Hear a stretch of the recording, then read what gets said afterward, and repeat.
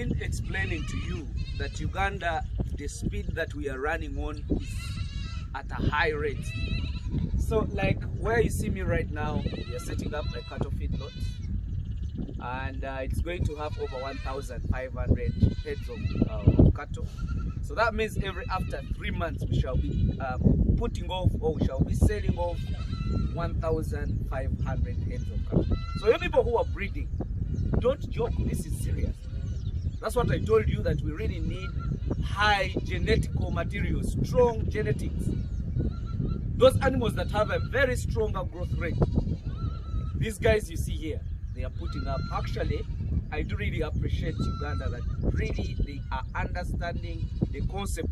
The questions that always move in my brains is also moving in yours. If we have the green, that means we have the capacity of doing whatever we think, whatever is concerning with feed. Because actually Uganda, we would have the best feedlots. We would have the biggest feedlots. Do you know the reason? Because we have the best climate. We have the green, we have the rain.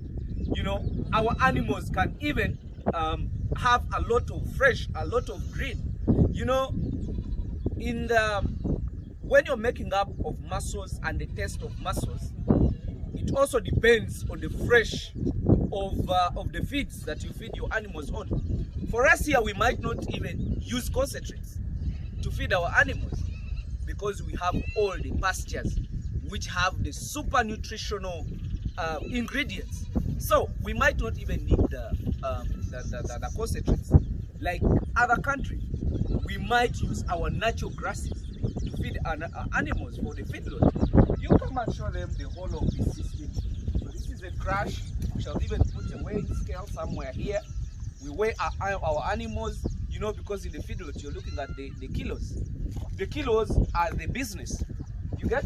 So you have to weigh the animals before you put them in the feedlot, so that you know the initial kgs that you're putting in your animals on. You write them down, then you put them in the feedlot. Every week you have to at least weigh them to know whether what you're feeding animals are enough, or whether what you're feeding animals on are really creating the conversion. Is the animal able to convert what you give it so that it can give you money? You know, whichever feeds that an animal takes in is supposed to be converted into muscles, and that is your priority. So like now, this is a restraining system. You see, we have not even put up the feedlot itself, but it's a restraining system. What we want in this system is that an animal comes from the truck. After offloading it, it goes through the system of weighing. Then after weighing it, we register it with its kilos.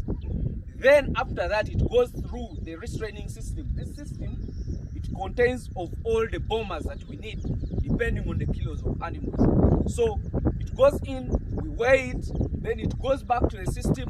It goes back to the spraying system, the spray race. We spray it, then it goes in the system of the feedlot. So my animal, you know the system I'm putting up now, an animal will step out of the system when it's going to be slaughtered.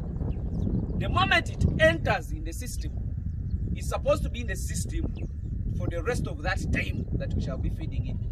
So this system contains all what an animal needs to rotate within the system. It will get out when it's going to be slaughtered. So you people, the grid we have, let's use the grid, because even the taste of the meat depends on what an animal is feeding on.